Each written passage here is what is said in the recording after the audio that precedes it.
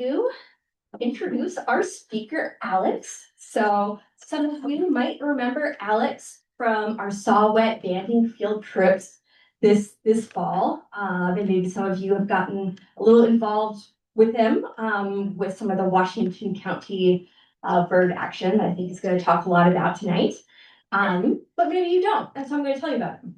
So Alex Pellegrini is an avian ecologist based in Maryland. He earned his bachelor's from Towson in 2022, double majoring in conservation biology and animal behavior. As the Farmland Raptor Program Coordinator with the Maryland Bird Conservation Partnership, Alex leads statewide efforts to expand nesting opportunities for American kestrels and American barn owls, while also studying short-eared owls with a focus on taxonomy, behavior, and conservation across Maryland. He also works as an avian research technician at Patuxent River Park, where he monitors osprey nesting success, studies soarer migration, and leads the operation of a mapped songbird banding station. Beyond these roles, Alex manages data sets for Operation Osprey, serves on the Maryland DC Records Committee of the Maryland Ornithological Society, and is a lead bander at the Project Owlnet Station in Frederick. He is also involved in several international collaborations, including the Global Owl Project and the International Short-Eared Owl Working Group, supporting research on owl taxonomy and migratory connectivity. So join me in welcoming Alex.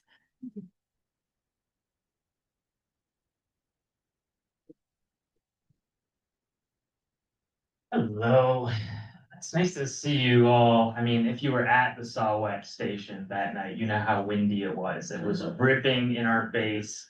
And yeah, it was, dare I say, awful, truly. But no wind here, very controlled environment. We love it.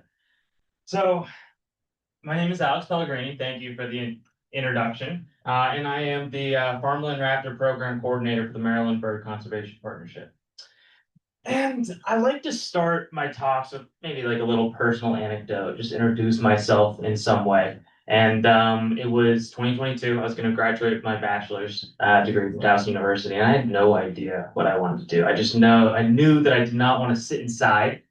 And a good way to do that seemed to be to get outside, not at a desk. So that's the complete opposite of that. And I like watching David Attenborough. That's all I had. So I decided, I got a major in biology and I went that path. And I was working in nature centers and things like that. And I knew what a cardinal was. This is 2022. And I knew what, some of the red-tailed hawks and things that we had in captivity at the nature center as program birds. But then I ended up watching a movie called The Big Year. Maybe some of you guys have seen it. Yeah. So it has, is this the left one? Okay. Let's see. There we go.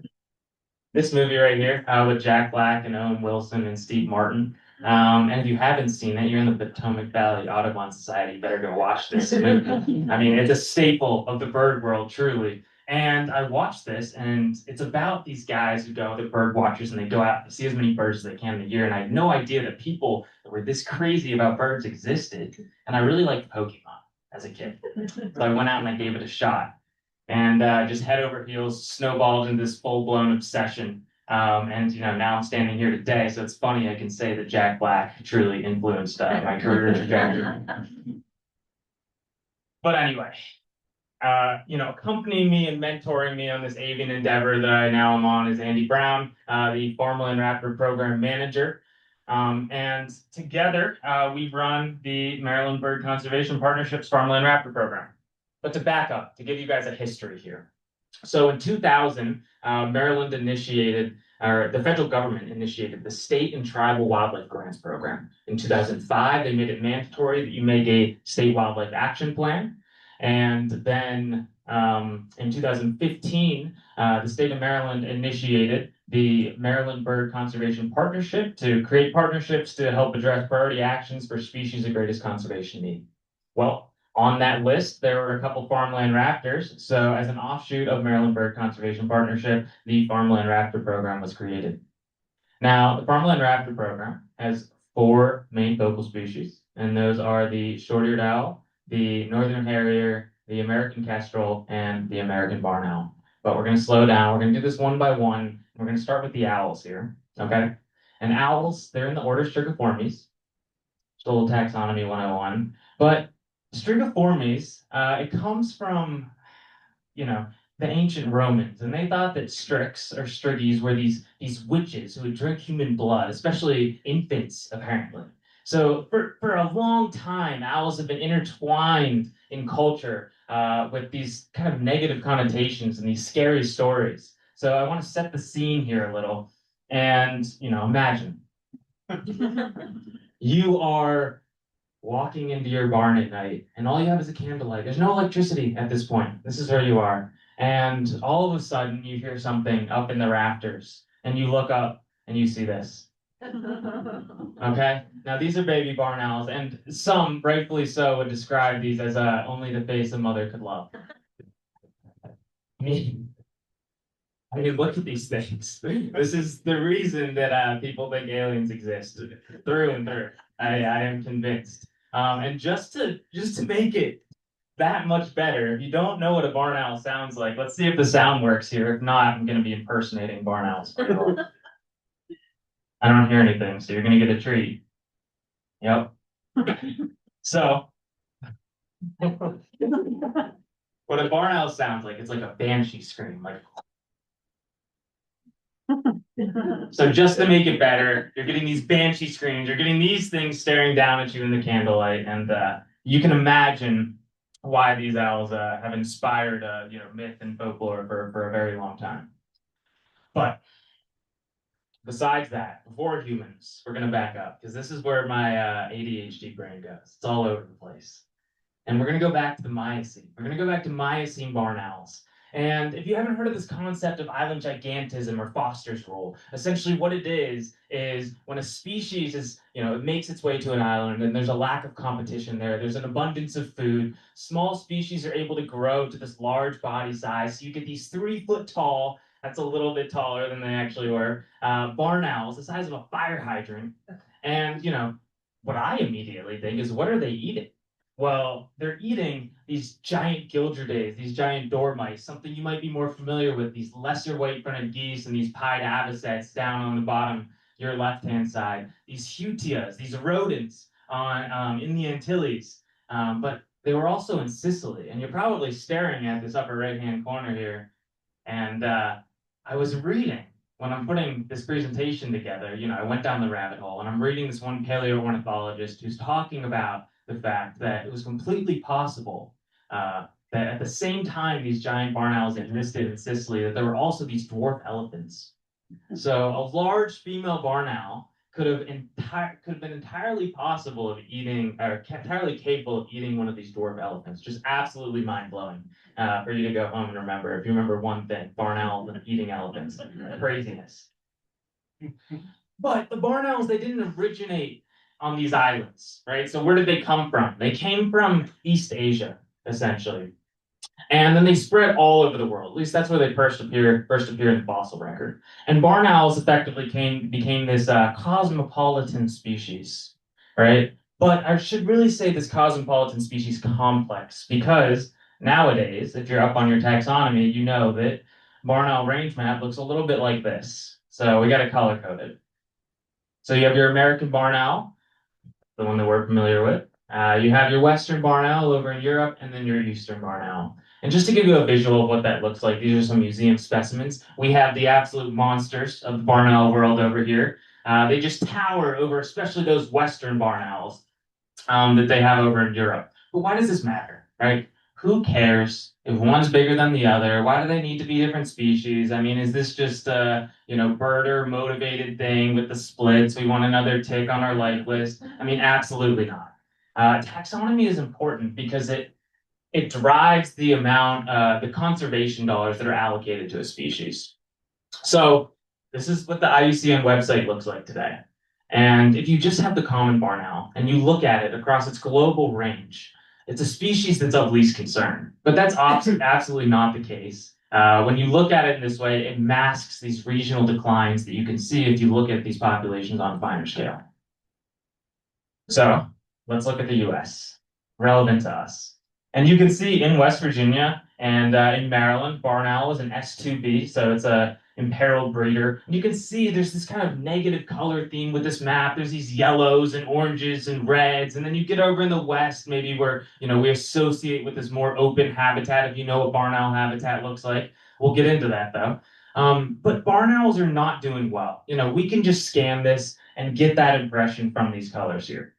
And I find this so interesting. And maybe more so, if you've been to Maryland's Eastern Shore, you might be able to relate to this, or just in the salt marshes along the East Coast. But let's think back to 1630. So we're going back in time again with our candle lights in our barns, and we can see how forested the entire East Coast of the United States is. And then as you snake your way through this map, and colonists come in and they clear these large swaths of forest, and this forest turns to cropland and pasture land, and urbanization comes in, we're opening up more barn owl habitat. So traditionally, a lot of biologists think that barn owls only existed as these marsh birds over on the eastern shore of Maryland, specific to me, but also in the salt marshes all the way up along the East Coast. There's not a lot of barn owl habitat, at least not like there is now down here. So why should we save them, right?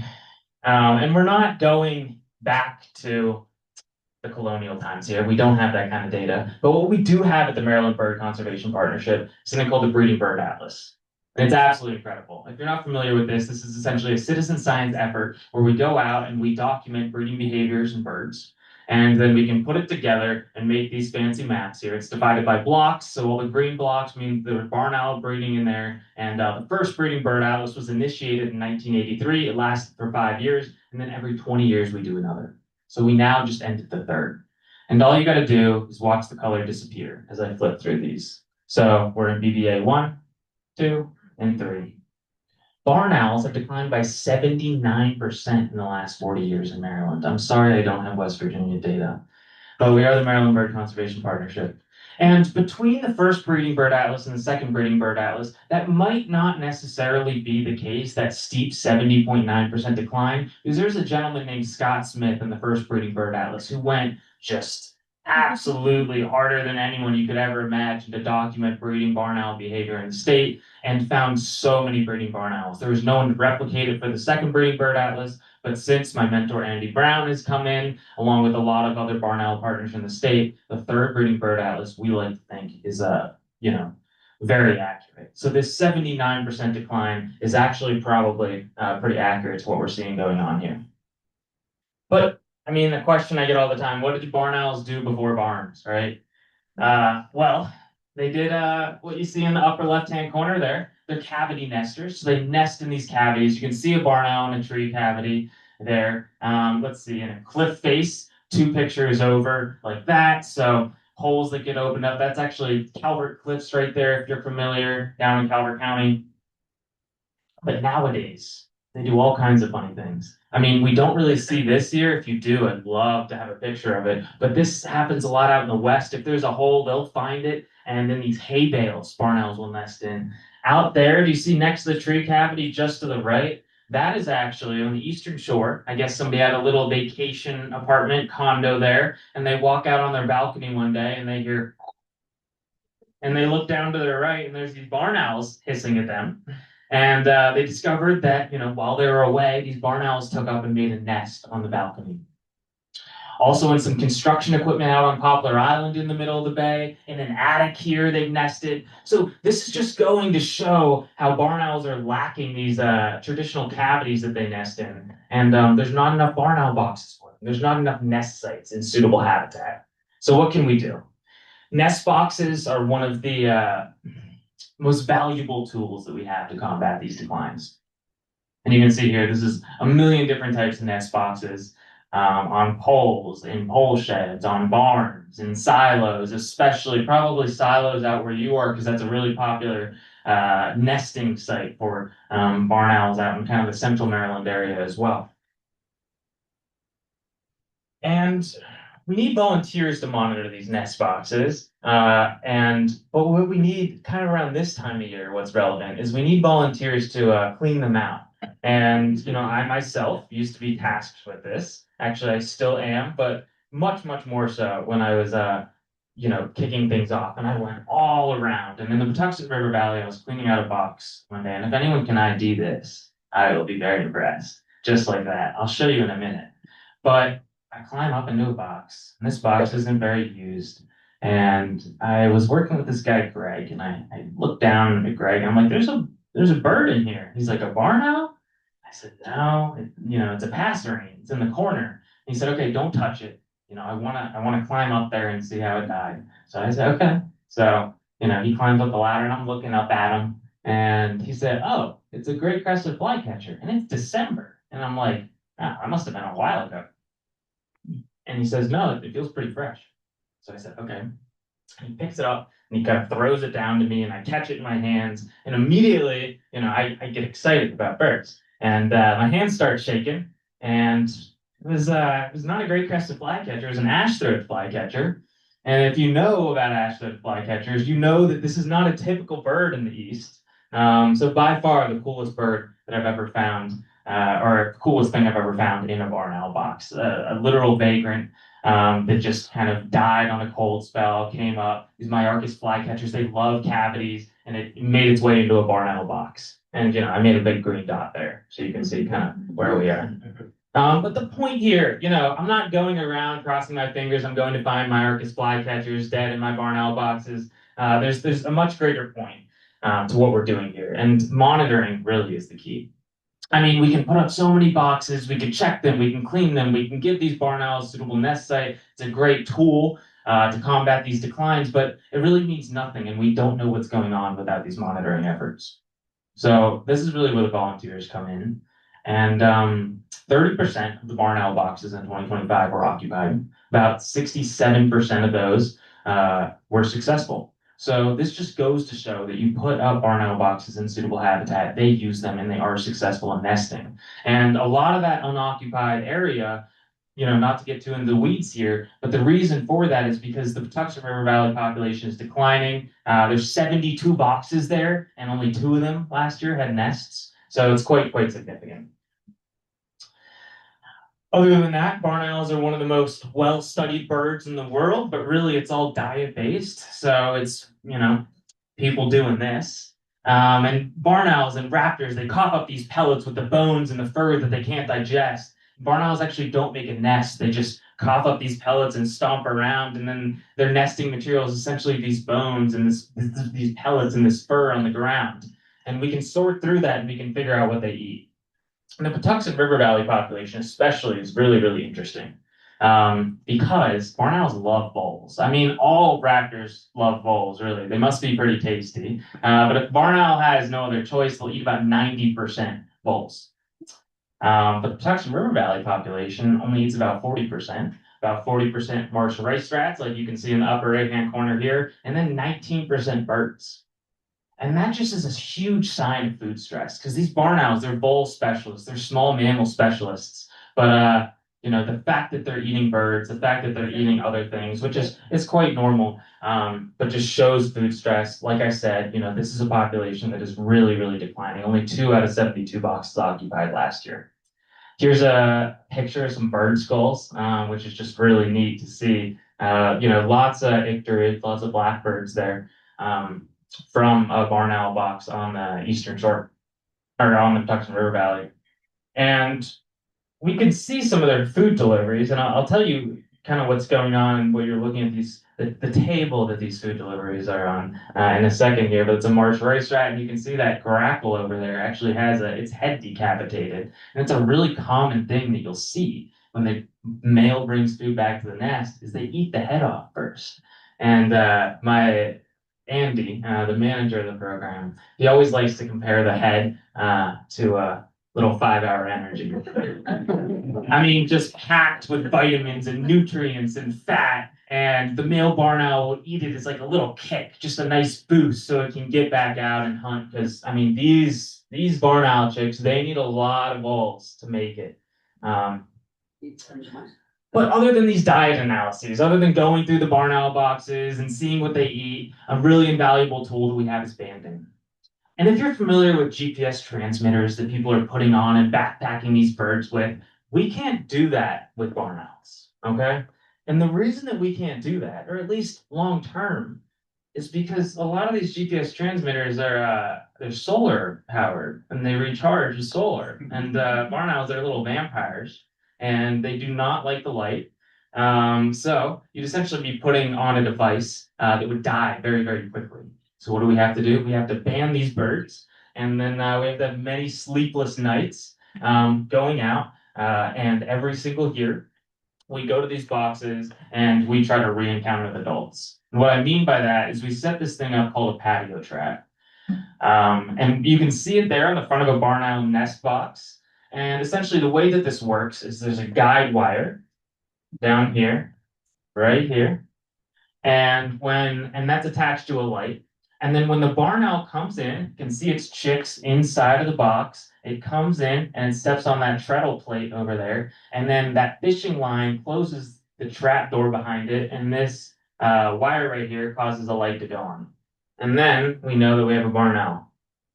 And we take a series of morphometric data. This morphometric data contributed to the taxonomic split that I discussed earlier, so where we get these three species of barn owl. But other than that, we get all kinds of information. So just to show how valuable this is, from 1960 to 2019, only 63 recoveries on barn owl bands, hundreds and hundreds of bands. And then once we started doing this, so in the 5 years, we essentially we're able to make, 30% of those recoveries total in just that 5 year span. And we get to see all kinds of things. So we get to get these pictures of population ecology. And it turns out with barn owls, about between years, only 4% of them in the state of Maryland have the same mate.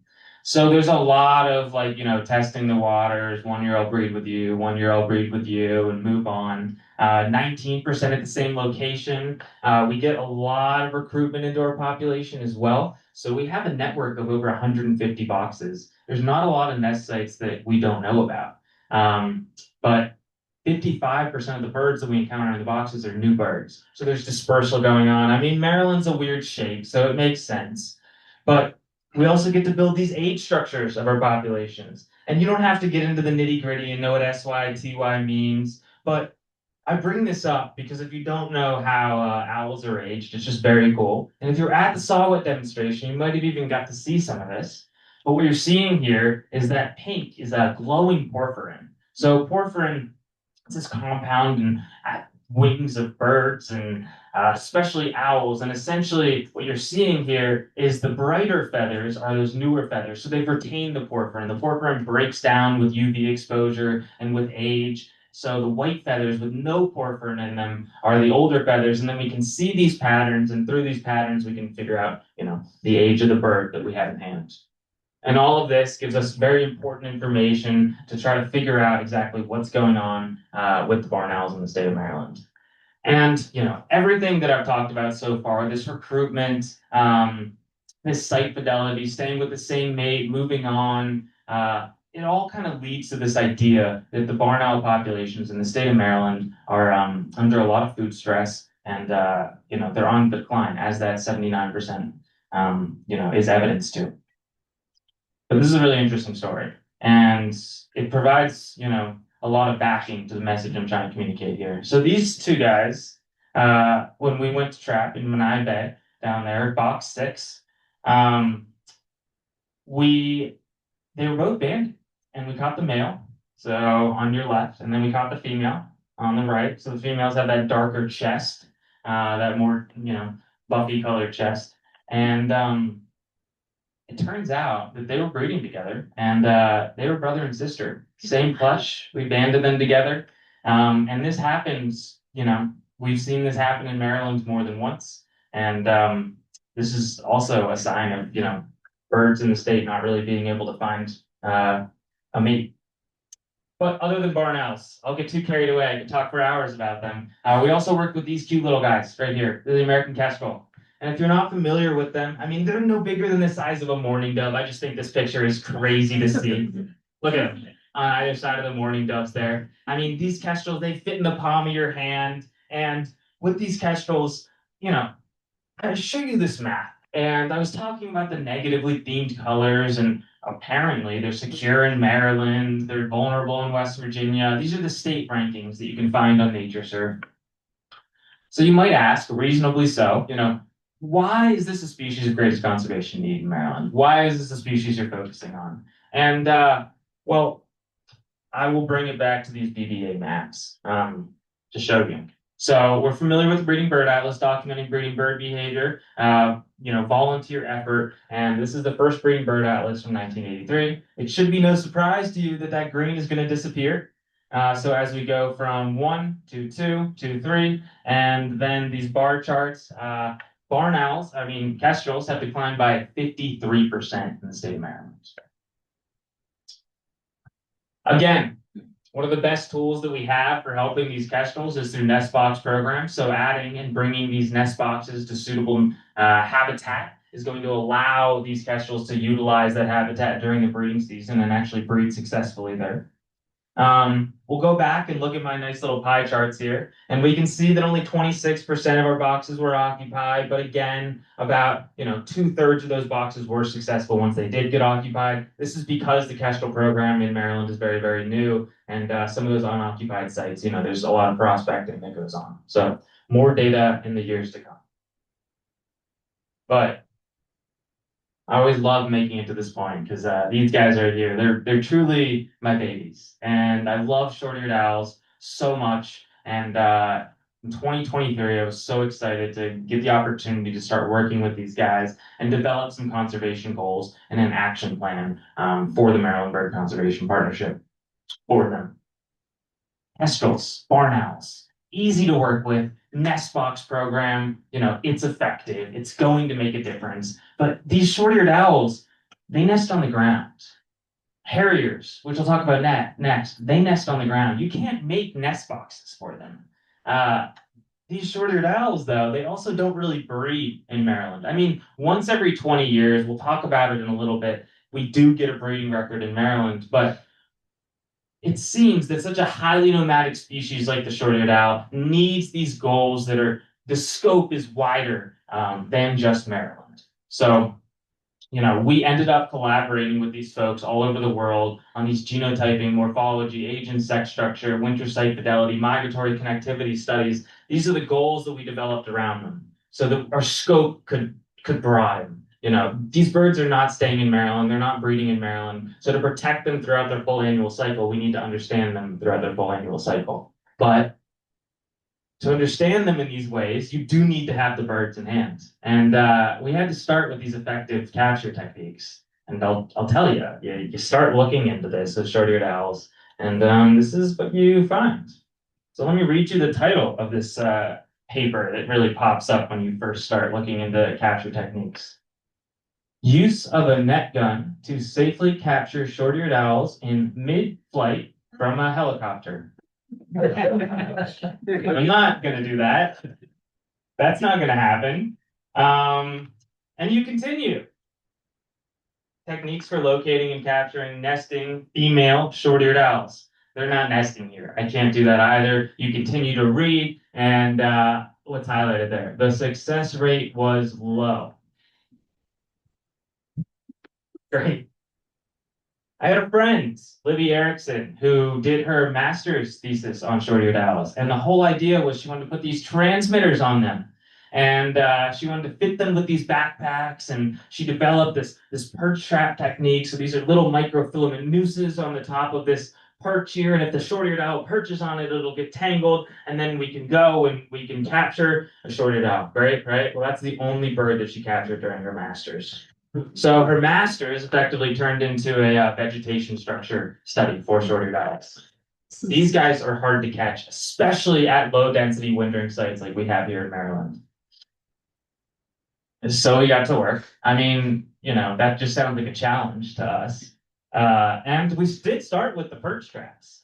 So we started by making these perches that the short-eared owls can perch on, because if you've ever gone out to watch short-eared owls, you know that they'll perch up really nice. And we did this, And we go back to look, and you can see here in this left-hand picture for you guys, there is some whitewash on those perches. The short-eared owls are using them. We go up to the perches, we find pellets around them. That's our colleague right there, very excited when we found our first pellet. The short-eared owls are using them. The short-eared owls are perching on our dummy traps, so we made these to replicate what it looks like when we switch it out with the actual trapping mechanism. And time and time again, we go out into the field, and there's evidence that they're using them, but not when we show up.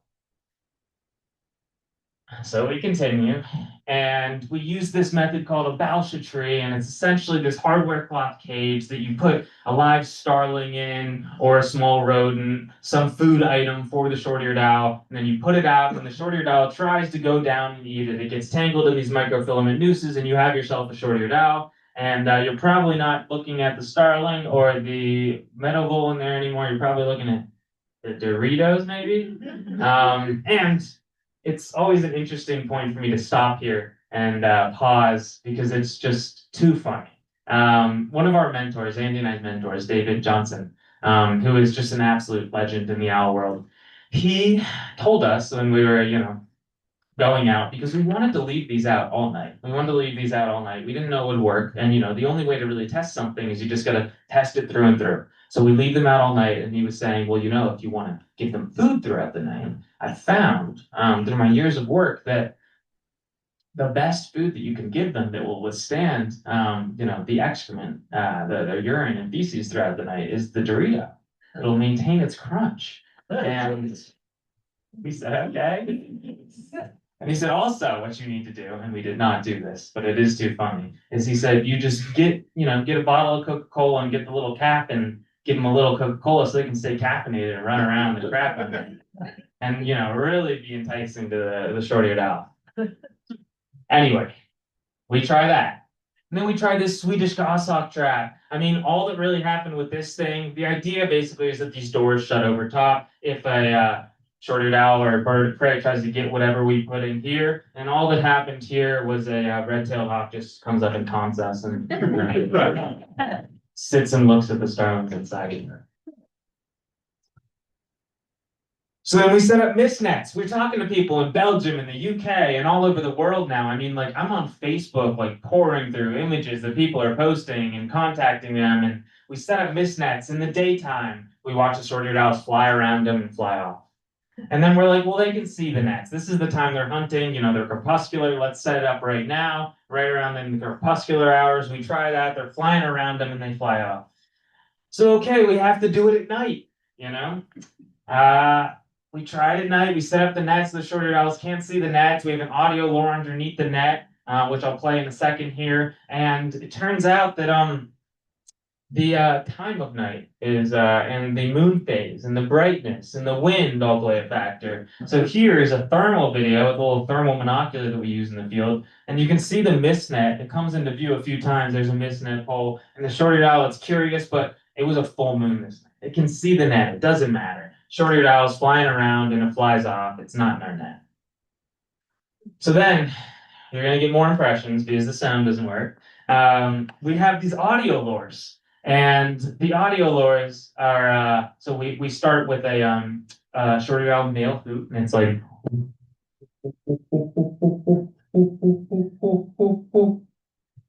and then we have this bark, which I'm not going to impersonate. I can't do it.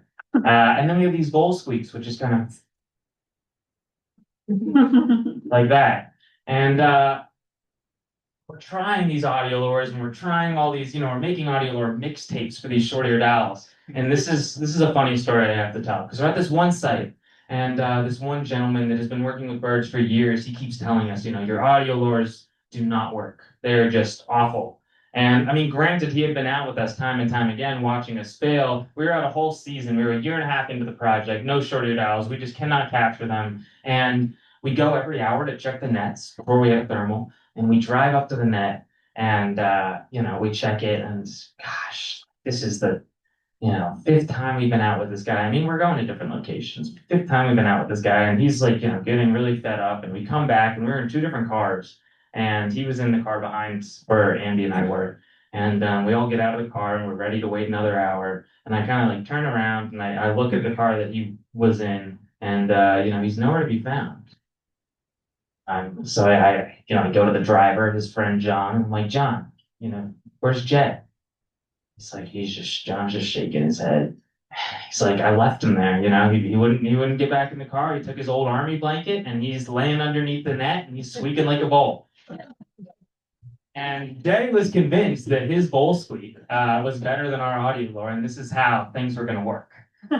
So we wait an hour, and I mean, this guy is like, I think he's almost 90 years old. I mean, he's a tough guy, but 90 years old, it is like 12 degrees out. He has his old army blanket, we're told, and he's laying underneath the net. But John's like, he said, do not come back for an hour. So okay, we don't come back for an hour, and then we come back, and wouldn't you know it?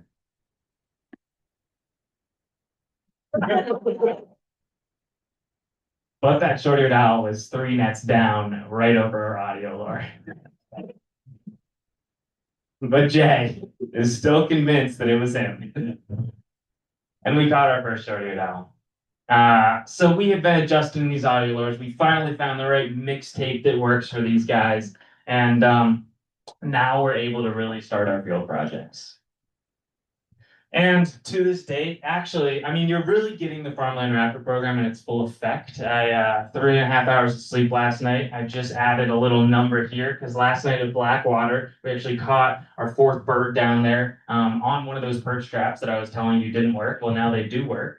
And I mean, oh my God, I don't remember the last time I went into a full sprint. When you exercise and your teeth hurt afterward. I was running as fast as I could to go get that thing. But we've now banded 9 short-eared owls in the state. And actually, other than that perch trap, we actually caught another one on the baluster tree. So our mist net is most effective. We've caught 7 short-eared owls that way, and then 2, one on a perch trap and one on the baluster tree, which is that Dorito cage that you saw. We're taking all kinds of morphometrics, just like the barn owl. So these short falls right here, skull width, skull length, tail length, wing length. And we're collaborating with people all over the world who are doing these same things and essentially reassessing the taxonomy of the short-eared owl. And I mean, I could get really into this. I did hear that there were some people who tuned in on Sunday when I talked about this online. And they can tell you that I took a deep dive into the fact that essentially the short version is some guy named James L. Peters woke up and wrote a checklist and decided that all the short-eared owls were just one short-eared owl, and based off no evidence, and we've been going with that since 1940. But that is just not the case. That is absolutely not the case. And to really, take the mask off of some of these regional declines and needs of these short-eared owls, the taxonomy needs to be reassessed. We also need to put transmitters on these guys. But something that's really important is building these age structures for these short-eared owls. And they are impossible to age. Nobody knows how. It feels like a new frontier, but what we're implementing is this standardized photography protocol, just like this you see here. And other than all this work that I'm aspiring to do, something that's really, really neat is that up until 2 years ago, there had only been one short-eared owl banded in the state of Maryland, and that was in 1975. You can see there in Caroline County, just probably an incidental capture, and that just really goes to show how little attention these guys have had for a very, very long time. Now, I don't think this is a spoiler alert, because I'll be impressed if anyone can find, where's Waldo in the grass here. So, this brings me to a story. And in 2023, on April 20th, there were some researchers on Poplar Island, and they're going out to check an osprey platform, and they walk out into the marsh, and it's April, and a short-eared owl flushes up out of the grass, a female short-eared owl. And they're immediately thinking, what in the world? Short-eared owl is supposed to be long gone, and all of a sudden, they keep walking, and they stumble into 4 short-eared owl chicks. And these were, at the time, the 2nd, 3rd, 4th, and 5th short-eared owls ever banded in the state of Maryland. The first nest recorded in decades. Just absolutely astonishing. And since then, we have seen some breeding on Poplar Island as well, or at least potential breeding. No nests have been found, but there's been other evidence. These chicks were banded. And then a year and a half later, at Reagan National Airport, one of the chicks was lethally removed from the airport as a flight safety risk. And that also goes to show how hard these guys are to catch. I mean, nobody can really figure it out. So these trapping techniques will have, an effect other than just the transmitter work that we're hoping to do, etc. And this bird, a year and a half later, really interestingly, only moved 35 miles to the west. And these guys are so highly nomadic. I mean, it's almost residency to see this happening. So some really interesting questions that we're seeing already from this work happening in the state. Like I said, we've seen evidence of them, bopping around poplar all summer last summer, and we actually did find evidence of a young looking short-eared owl. These guys are S1B breeders in the state. They are critically imperiled. They actually are an endangered species in Maryland. Although I talked to some folks before today, actually, who are in this room, just about, some spots in Maryland that they enjoy going to see the short-eared owls. So you can't find them in the winter, but as a breeder, they are just absolutely critically imperiled. I mean, again, with those negative color tones here, just across the region, across the mid-Atlantic, we can see just how in need of conservation and attention these guys are. Across the United States, the same goes. Even where, the Great Plains kind of open up, these short-eared owls are, in rapid decline. And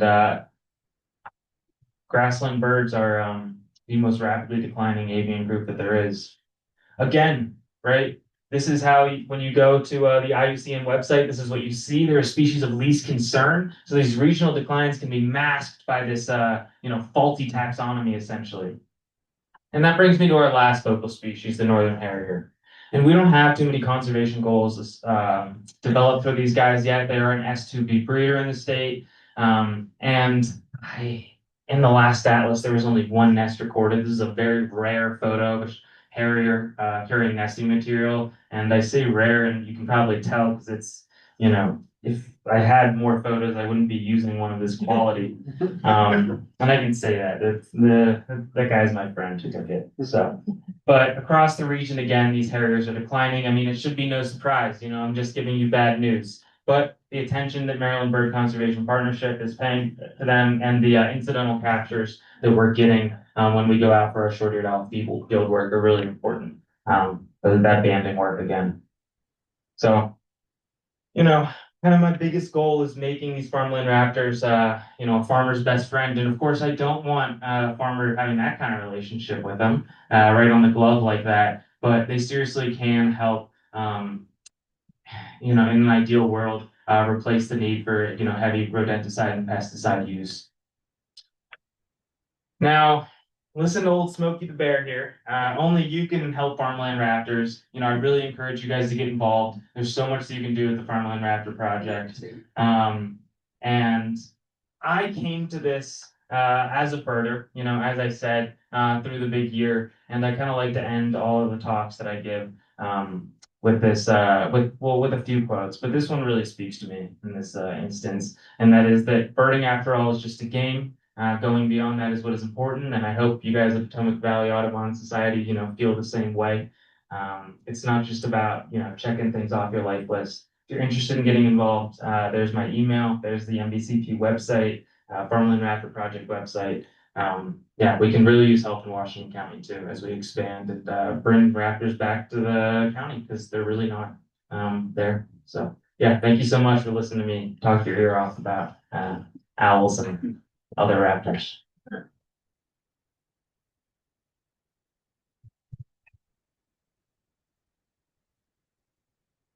Yeah. You just mentioned about the filaments that trap the owls and stuff, and do they ever get tangled up in them so bad that it affects the owls or her? Yeah, so you have to think they have really tough feet. Like they're dinosaurs, right? They have these scaly feet. The filament that we use, it's a test that doesn't, it's not harmful to them. So I've never ever seen it affect them. I mean, when you go up and you pull the filament off, it slips off in almost a second, just an hour. Because they're flapping around like it's all tangled up. Yeah, that's a great question. I mean, they are flapping around. I mean, at the end of the day, I am disrupting them entirely, but I might as well have something I better have something good to show for it. So the work that we're doing really is crucial to helping these birds out. Yeah, you got a question? With Harriers and short-eareds having such similar like hunting tactics and hunting lands, like maybe set out on catching Harriers and you'll catch more short-eareds, right? Yeah, that's a good question, or a great statement. Harriers.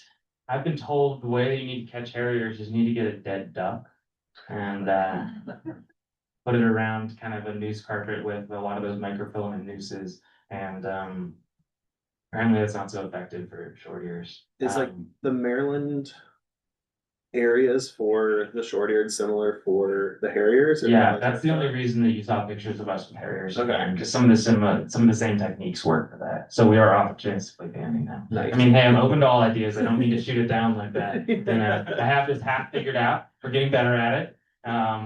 But yeah, this is definitely a peek into the methods in development. Yeah. All right. A question. The first slide that you had of the barn owls, they look awful big for having no feathers on them. Is that Yeah, you're absolutely right. unusual? Yeah, so that picture was taken by a colleague in South America, and those barn owls were,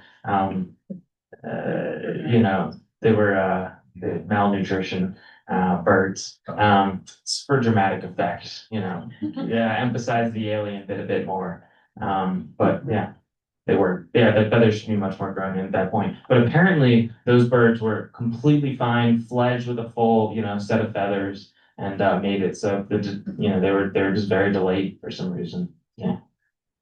Yep. Temperature. Temperature. Yeah. Yeah. Apparently, it was because of some of the chemicals that were used on the property. That's at least the leading theory. But those were not American barn owls as well. So. What do you enjoy most about what you do? Not sitting at a desk, right? That was the whole idea of the jump. So yeah, I mean, just getting out in the field. Like I said, it's a Wednesday night, and well, I don't know if I said this, but it's a Wednesday night. I'm already at 45 hours this week. That's the Farmland Raptor Program in full effect. I mean, just it can't be stopped. This is it's definitely a passion over anything else. So. Where do you live? I live in Baltimore. Yeah. Good central location for Maryland, I'd say. Yeah. I have a question from the Zoom audience. Mhm. Bella said, as someone who wants to work in conservation in the future, what are some good ways to get involved and make connections to get involved in projects like this one? Yeah, that's a great question. I mean, you can volunteer with the Farmland Raptor Program. Yeah, we'll get you out and monitoring nest boxes, doing whatever. But I would say that what I always tell people is, especially when it comes to people working with their passions, that a lot of the time, if you go up to somebody and you tell them that you think what they're doing is really cool, they also feel that way. And they were very excited to get you involved if you're passionate about it. So yeah, let that shine through, I'd say. So is the partnership helping farmers set up nest boxes? Yeah. How does one find out more about that? Yeah, absolutely. So through the contact information that I had on the screen there, we do provide free nest boxes, free labor, with free monitoring. We're not a tough sell. So we'll come out and we'll install the nest boxes. We have a good lump of funding for that, which is what this thank you slide is for. So. Yeah. You come into West Virginia too? Unfortunately not. Yeah, but there's plans available on our website.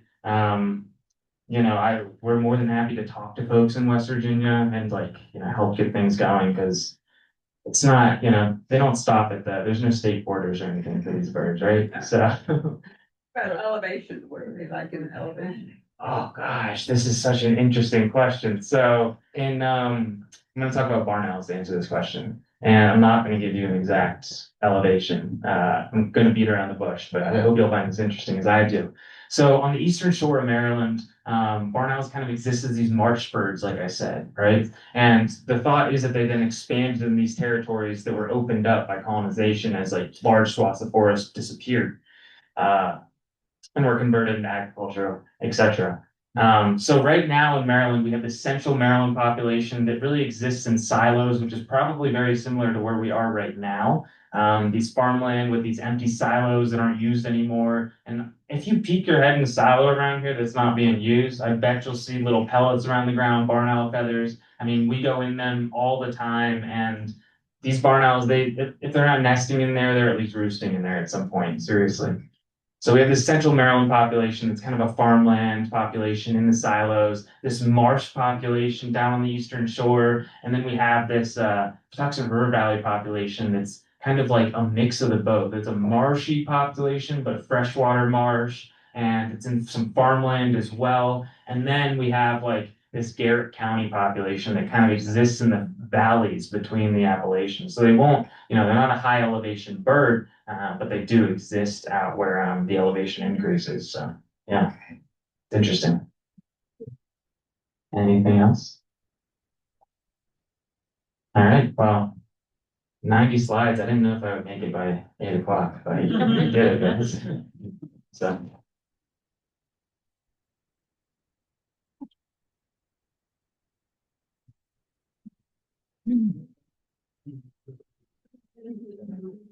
Good.